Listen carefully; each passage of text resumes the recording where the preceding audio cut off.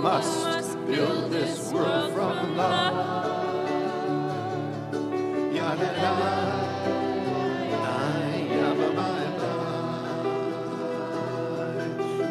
if we build this world from love,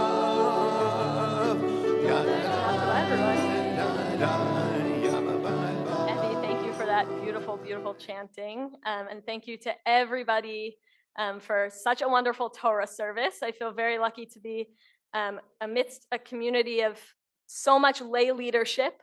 It's really, really special, and just really appreciate everybody who held a role in the Torah service. So thank you so much. So just want to invite everyone to take a 5-second stretch. We've been sitting here for a while. You can even stand up if you want. Don't go far away, but you can stand up, stretch, shake your legs out. High five someone next to you if you want some connection.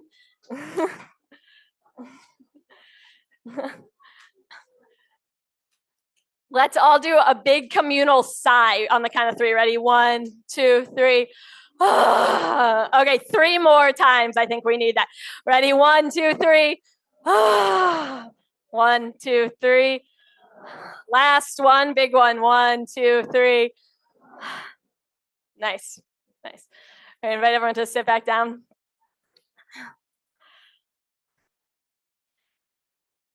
So, over the past several months, I've been doing Chavruta study, or collaborative deep study of Jewish text, with my friend and colleague, Rabbi Mimi Michner.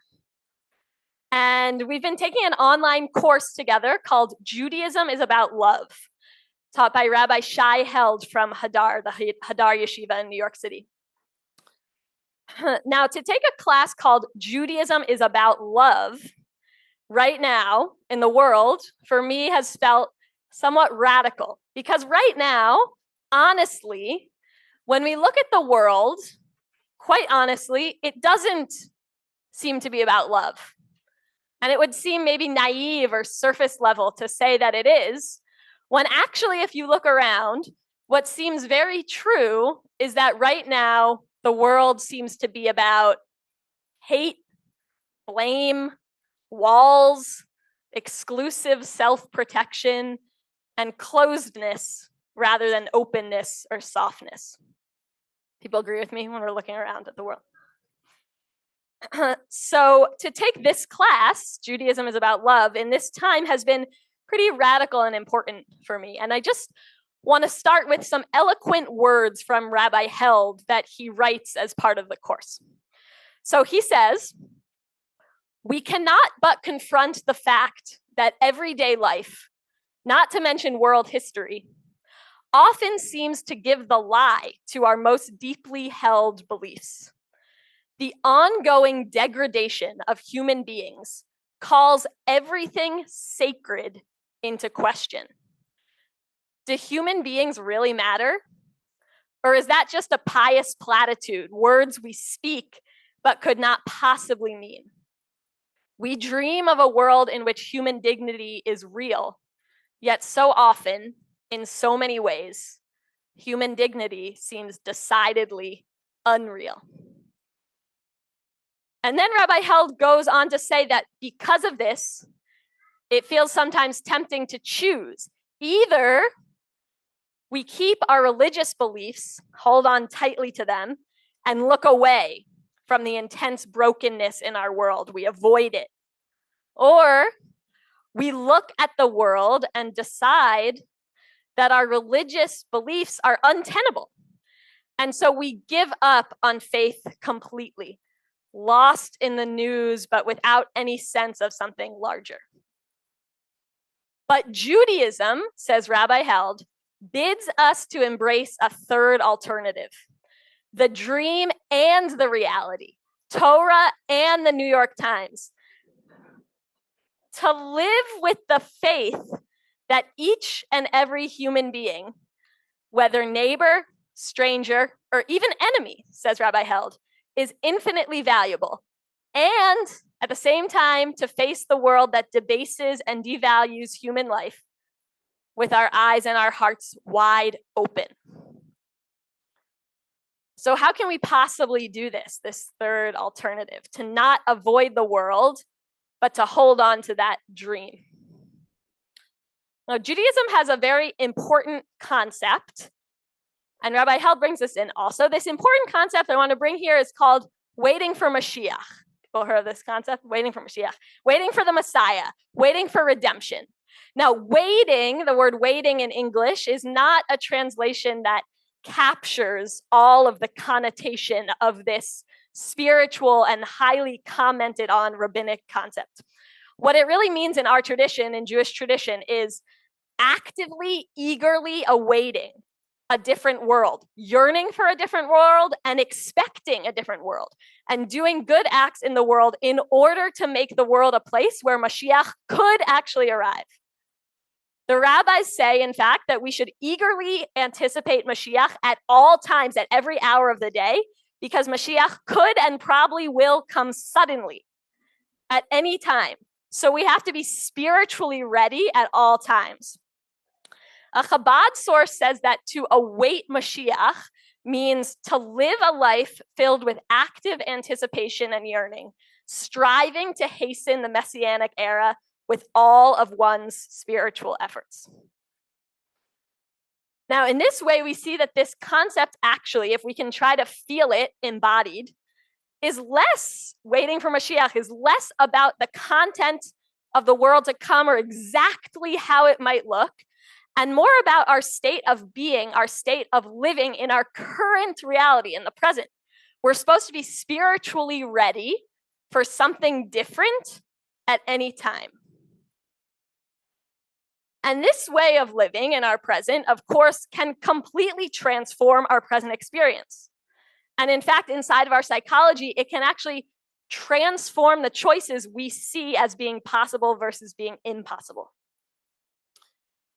Now, there's a famous piece of Talmud to bring in here that feels especially relevant to me on the high holidays as we reflect deeply on how we're each living our lives and living out our core values.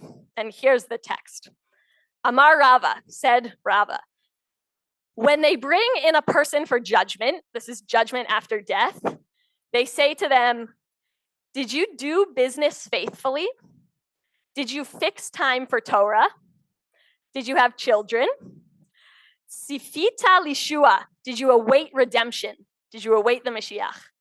And last questions, did you debate in wisdom? Did you understand one thing inside of another? Those are the things that Rava says are asked of us after we die.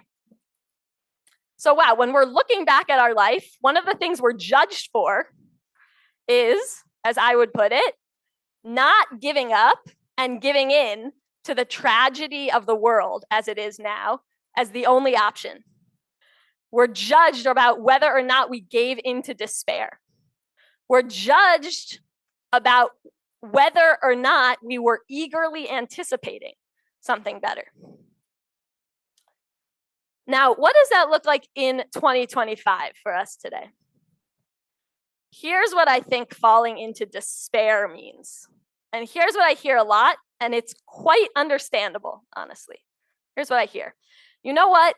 The reality of this world is that humans hate each other.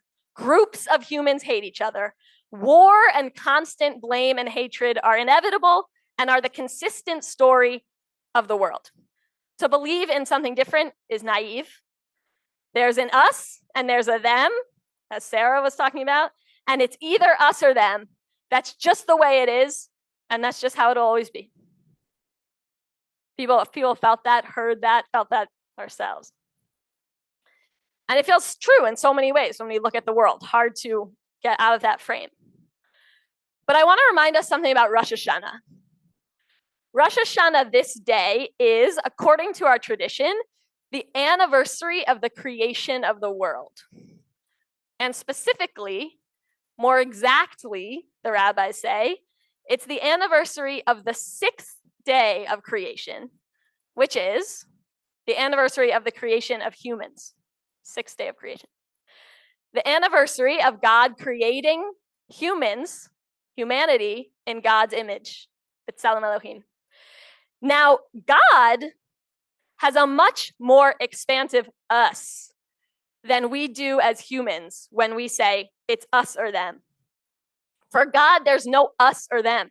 Every single human has the divine spark in them. Every human was created b'tselem Elohim, in the divine image. That's our creation story.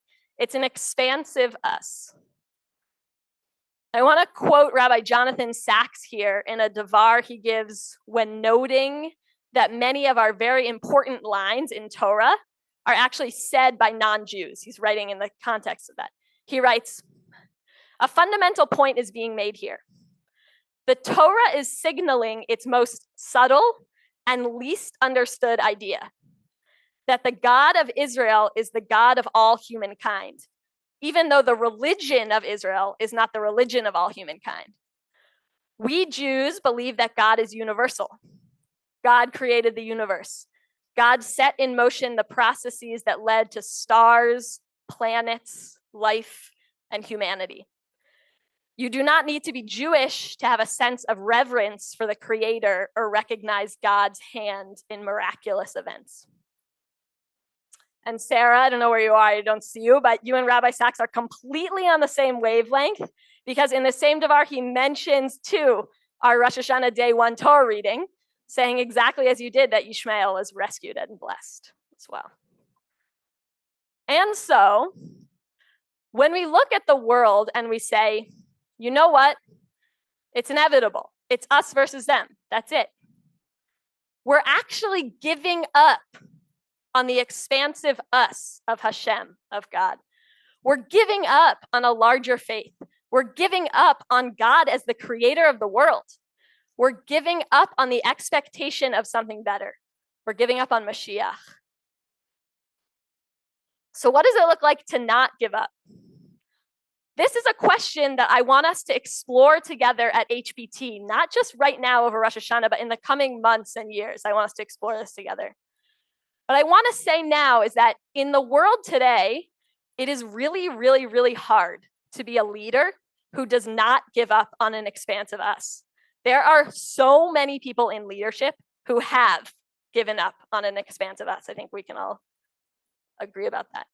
And there's so much fear in the world that when leaders do move toward this expansive us, or when anyone moves toward that expansive us, it's not always immediately popular. It can be marginal. And it can often garner even hate and targeting. But it is these leaders who have and who will lead us to something new. In Pirkei Avot, a series of life lessons and ethical statements from our ancestors, we read, Uvmakom she'ein anashim, in a place where there are no people, in a place where there's no humanity, hishtadel lihiot ish, strive to be a human. In a place where there's no humanity, strive to be a human. I want to give 2 examples and close my words here by giving 2 examples of leaders who I feel, against all odds, are striving to be human and who are not giving up on an expansive us in the world in 2025, in the world we live in today. There are so many, and when we look for them, we see them. When we look for them and we know that the possibility of them exists, then we see them. But I just want to mention 2 right now. The first is the many, many Israelis and Palestinians on the ground who are working together despite extremely strong narratives of us versus them, to have a different story, to have a story of a more expansive us. Because in fact, in my opinion, we often have the wrong us when thinking about Israel, Gaza, and the West Bank. The us should not be Israelis and their government versus Palestinians and their government. That's the wrong us. The us should be people, Israelis and Palestinians, who want de-escalation of violence, safety, and dignity. If the us has to be versus anyone at all, it should be versus the people who don't want de-escalation of violence and who, in fact, encourage violence and continued cycles of revenge. The expansive us here allows for possibilities that honestly don't feel possible psychologically when we're living in a stance of giving up or of not awaiting eagerly, spiritually, something different. There are actually many groups who are doing this on the ground in Israel, Palestine, and one group I want to particularly highlight, and they're actually coming to Boston this November, and they've been here, they were here recently too, is Standing Together. They operate on this exact principle of a different us, and in my opinion, they're very inspiring, they're worth following, Standing Together. Another example of two leaders who I feel are promoting an expansive us is here in the US. Now, here at HBT, we had a whole communal conversation about this, and there were a lot of different opinions about it in the room. So I imagine there are also a lot of different opinions in this room. And as always, everyone here is always welcome to debate, disagree with me about anything. Welcome to talk. But what I want to lift up here is this. Talking about the New York City mayoral primary. Maybe we should do another collective sigh.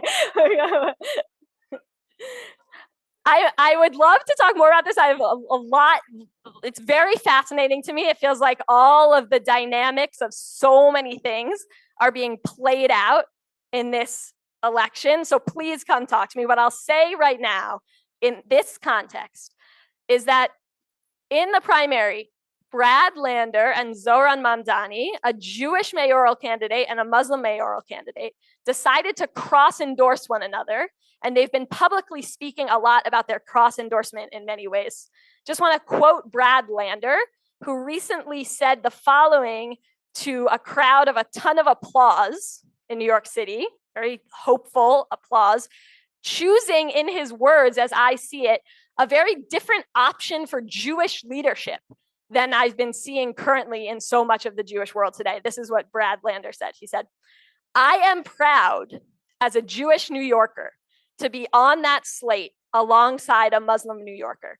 Jewish New Yorkers and Muslim New Yorkers are not going to be divided against each other. Our safety, our freedoms, our thriving are bound up together. Don't get it twisted." That's what he said. We're living in a complex, chaotic, very, very imperfect world. And one certain truth is that building an expansive us, building shared safety like this, will happen with mistakes.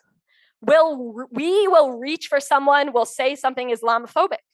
Someone will reach for us and they'll say something anti-Semitic. We'll be uncertain as to how this different reality will work. And so we'll be hesitant and scared at times. But we shouldn't let the uncertainty of how it looks keep us from reaching or keep us from trying. We shouldn't stay in cycles that don't serve us. We shouldn't get stuck.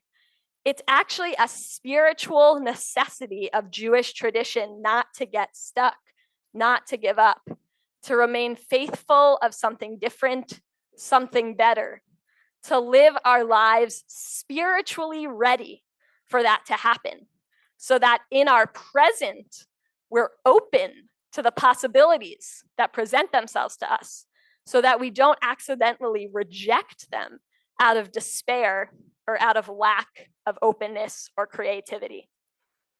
Amar Rava, Rava says, when they bring a person in for judgment, they will ask, "Did you anticipate redemption?"